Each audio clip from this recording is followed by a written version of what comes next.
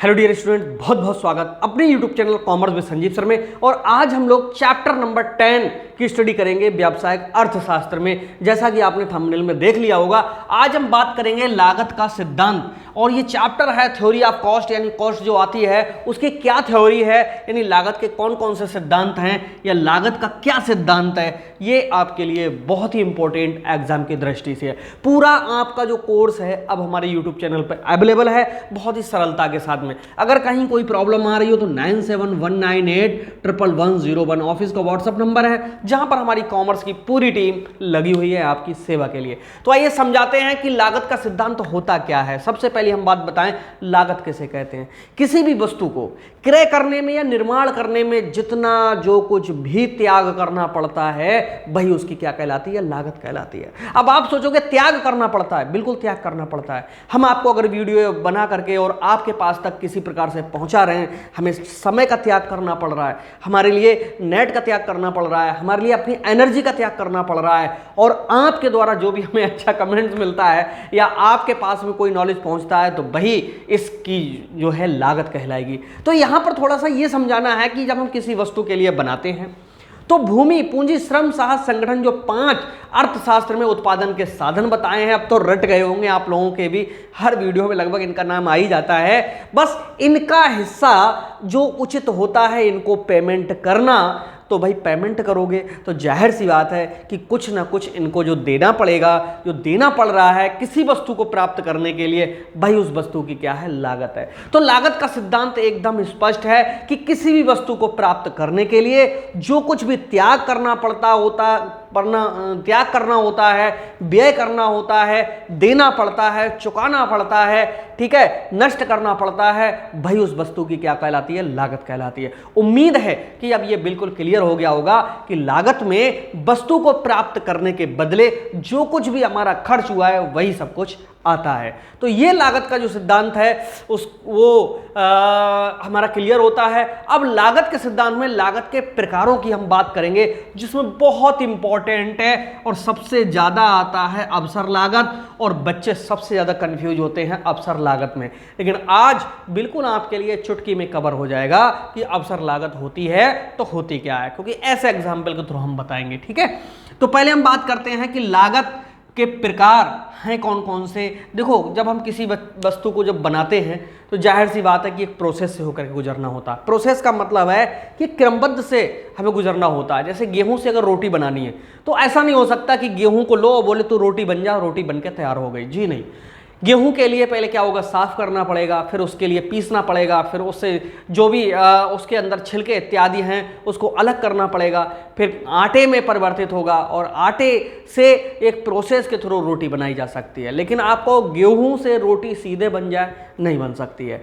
तो इन सब काम को करने में क्या लगता है, हमारा समय भी लगता है, हमारा श्रम भी लगता है, और इनको एक प्रोसेस में लाने के लिए कुछ हमारे व्यय भी होते हैं। तो इन सब के कारण कुछ लागतें पैदा हो जाती हैं, और वो लागतें जो उत्पन्न हो जाती हैं उन लागतों को ही जब इकट्ठा कर देंगे और कहेंगे क्यों भाई तुम लागतें क्यों हुई, तो यही लागत का सिद्धांत स्पष्ट करेगा कि भाई इस वस्तु से हम कुछ उत्पादकता के साथ में इसको उपयोगिता में बदल रहे हैं, तो इसके बदले कुछ ना कुछ त्याग किया जा रहा है। ये लागत का सिद्धांत स्पष्ट कर देता है। और इनमें कौन कौन सी लागतें शामिल होती हैं। पहली होती है मौद्रिक लागत।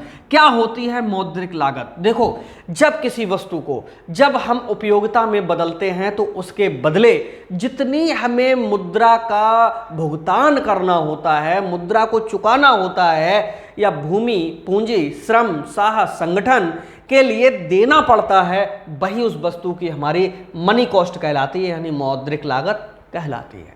जैसे किसी श्रमिक ने हमारे यहाँ काम किया, हमने उसे 200 रुपये दिए, और वहाँ पर हमने जैसे रोटी बनाने की बात कर रहे हैं, रोटियाँ बनाने के लिए हमने किसी भी मजदूर के लिए 200 रुपये दिए तो वो 200 रुपये हो गए। अगर हम गेहूँ या आटा परचेज करके 100 रुपये के लाए तो 100 रुपये वो भी शामिल हो गए।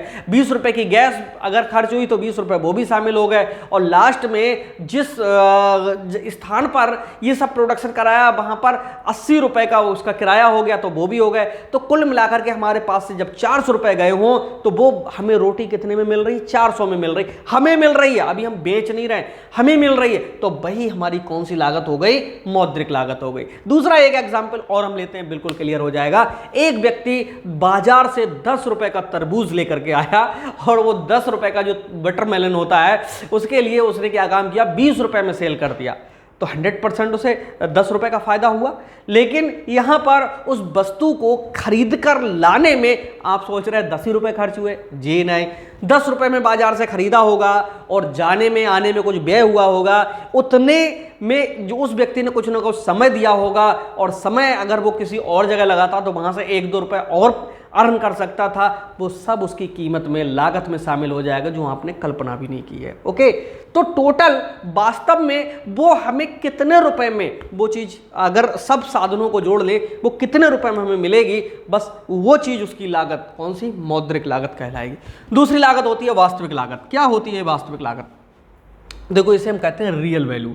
इसको किस तरह से लिखोगे, किसी भी वस्तु को उत्पादित करने में या प्राप्त करने में जितने रुपए पैसे का, जितने श्रम का, जितनी ऊर्जा का, जितनी वस्तुओं का, जितने संसाधनों का त्याग करना पड़ा हो, उन सभी का योग उसकी वास्तविक लागत कहलाती है। तो वास्तविक लागत कौन सी है? वह लागत है जो किसी वस्तु को प्राप्त करने के बदले में रुपए, पैसे, सामग्री, श्रम, खर्च, स्थान, जितना जो कुछ भी गया हो, वो सब उसकी कौन सी लागत होती है? वास्तविक लागत होती है।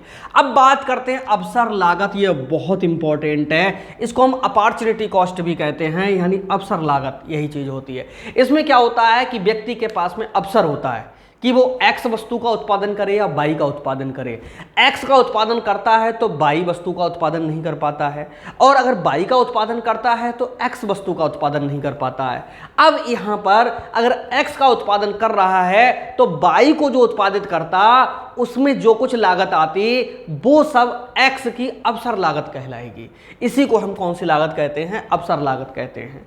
दूसरे एग्जाम्पल के रूप में मैं बताऊं, और इससे और सरल लगेगा, कि जैसे इस समय मैं आपके लिए इकोनॉमिक्स पढ़ा रहा हूं, मैं चाहता तो इस समय अकाउंट्स भी पढ़ा सकता था, लेकिन इस समय में मैं इकोनॉमिक्स पढ़ा रहा हूं, तो इकोनॉमिक्स के पढ़ाने के चक्कर में एक अवसर खो रहा हूं अकाउंट को पढ़ाने का। तो इकोनॉमिक्स को पढ़ाने के बदले में जो अकाउंट का अवसर है, उसकी जो लागत आती, वो अब इसकी लागत आएगी, जिसी को हम अवसर लागत कहते हैं। तीसरा एग्जाम्पल और आसान आपको कर देगा। देखिए, एक व्यक्ति किसान है। कौन है? किसान। किसान के पास में इतनी जमीन है, सपोज कर लीजिएगा, आप तो समझ में आना ही पड़ेगा इसको। वो दो चीजें उगा सकता है इसमें। क्या उगा सकता है? गन्ना, और क्या उगा सकता है? वो गेहूं। ठीक है। अब यहां पर मैं आपको बताऊं, अगर वो किसान इसमें गन्ना उगाता है, थोड़ी देर एग्जाम्पल के लिए गन्ना उगाता है, तो उसके लिए गेहूं की चांस है उसको खोना पड़ेगा। अब गन्ने की अगर लागत की हम बात करेंगे, तो ये गेहूं की जो अवसर लागत है, गेहूं में जो लागत आती, वो समझ लो कि गन्ने की अवसर लागत कहलाएगी। अगर ये व्यक्ति गन्ना ना उगा करके अगर गेहूं उगाता यहाँ पर, तो गेहूं उगाता तो वो गन्ना नहीं उगा पाएगा। अब तो गन्ना नहीं उगा पाएगा, तो गेहूं में जितनी लागत आएगी वो गन्ने की अवसर लागत कहलाएगी। और एग्जाम्पल को और स्पष्ट कर देते हैं। गन्ना है, वो मान लीजिएगा 14 कुंटल पैदा होता, ठीक है, और गेहूं 10 कुंटल पैदा होता, ठीक, इतने भी स्थान पर। ये कोई खेत है इस व्यक्ति का। अब मान लीजिएगा उसने अगर गेहूं को उगाया, तो इस गेहूं को उगाने की जो लागत होगी वो 14 कुंटल गन्ना ही होगी, यानी 14 कुंटल गन्ना की इसकी क्या होगी? अवसर लागत होगी, क्योंकि वो खोया जा रहा है। ठीक है। और अगर यहां पर ये गन्ना उगाता, अगर ये गन्ना उगाता तो जो 10 कुंटल है, 14 नहीं, 10 कुंटल गेहूं, इसकी क्या होगी? अवसर लागत होगी। उम्मीद है समझ में आ गया होगा। ना समझ में आया, एक बार थोड़ा सा फिर से बैक करना, फिर समझना। मैंने 3 एग्जाम्पल को थोड़ा समझाया, उम्मीद है समझ में आ जाना चाहिए। थोड़ा सा देर में समझ में आता। परिवर्तनशील लागत किसके लिए कहते हैं? परिवर्तनशील लागत उसके लिए कहते हैं जो वस्तु की मात्रा के साथ में घटाओगे तो घटती चली जाएगी, बढ़ाओगे तो बढ़ती चली जाएगी। ऐसी लागत को हम परिवर्तनशील लागत कहते हैं। जैसे मान लीजिएगा कि जिसको हम शर्ट पहनी, ये शर्ट आप बनाते हो, शर्ट अगर 1 बनाओगे तो 1 के बराबर कपड़ा लगेगा, 10 बनाओगे तो हो सकता है 9 के बराबर कपड़ा लग जाए। क्यों? थोड़ा थोड़ा थोड़ा थोड़ा जो कट कट के नीचे गिरता है उसको भी कहीं ना कहीं काम में ले लेकर के थोड़ा सा कपड़ा बचाया जा सकता है। लेकिन उत्पादन के साथ साथ में लागत भी 100% साथ साथ बढ़ती चली जाए, ऐसी लागत के लिए परिवर्तनशील लागत कहते हैं। और इसके आगे लिखा है स्थिर लागत। स्थिर लागत किसे कहते हैं? बाह्य लागत। चाहे कितना भी उत्पादन कम करो, चाहे ज्यादा करो, चाहे कतई मत करो, ये लागत आनी ही आनी है, ऐसी लागत को हम स्थिर लागत कहते हैं। जैसे मशीन जो प्रोडक्शन कर रही है, अगर वो आपने लगा दी तो जाहिर सी बात है, अगर उसका बीमा कराया है आपने 20,000 रुपये वर्ष का कराया है, तो भैया उससे कोई भी उत्पादन मत करना, वो 20,000 तो साल भर के बाद खराब हो ही जाएंगे। ये स्थिर लागत है, क्योंकि ये स्थिर लागत इसलिए कहलाती है कि इसमें कोई परिवर्तन नहीं होता है। ओके, वो बराबर की बराबर बनी रहती है। कुल लागत किसे कहते हैं? लास्ट में जितनी लागतें हैं, इन सब लागतों का योग करने के बाद वस्तु कितने में तैयार हुई है बिक्री के योग, वो जो पूरा टोटल है वो कुल लागत कहलाता है। और कुल लागत को दूसरी तरह से इस तरह से हम स्पष्ट कर सकते हैं कि मान लीजिएगा कोई वस्तु हमारी यहाँ पर सेल्स हो रही है, उसमें से प्रॉफिट को बस लेस कर दीजिए, बराबर में आ जाएगी कौन सी कॉस्ट? Total cost. मान लीजिए कोई वस्तु हम 500 में बेच रहे हैं और हम कह रहे हैं इसमें 100 रुपये प्रॉफिट है, तो 400 रुपये उसकी कौन सी कॉस्ट आ जाएगी? टोटल कॉस्ट आ जाएगी। एक और तरीका है इसको समझने का, क्या होता है कि अगर आप टोटल कॉस्ट में अगर प्रॉफिट को जोड़ देंगे तो हमारी सेल्स बन जाएगी, और सेल्स में से प्रॉफिट को घटाएंगे तो ये मिलेगा।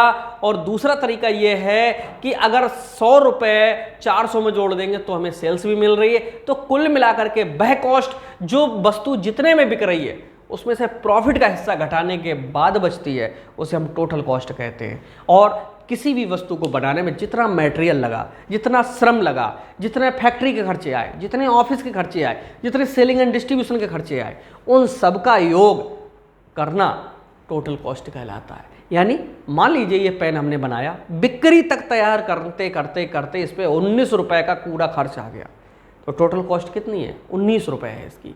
इस प्रकार से ये लागत के हमने प्रकार और लागत का सिद्धांत पढ़ा था। उम्मीद है समझ में आया होगा। तो क्या कहता है लागत का सिद्धांत? जब हम किसी वस्तु को बनाते हैं या तैयार करते हैं, प्राप्त करते हैं या निर्मित करते हैं, उसके बदले हमें जो कुछ भी त्याग करना पड़ता है, तो किया गया त्याग का मूल्य ही उस वस्तु की क्या कहलाता है? लागत कहलाता है। ओके, लागतों के प्रकार आपके सामने हैं। तो मिलते हैं नेक्स्ट वीडियो में, तब तक के लिए बाय बाय। और इस चैनल को जरूर सब्सक्राइब कर लीजिए, दोस्तों को भी शेयर कर दीजिए। और हाँ, अगर न्यूमेरिकल की क्लासेस को ज्वाइन करना चाहते हो, ये आपके पास में नंबर है, यहाँ संपर्क कर सकते हो। मिलते हैं बाद में। Bye bye.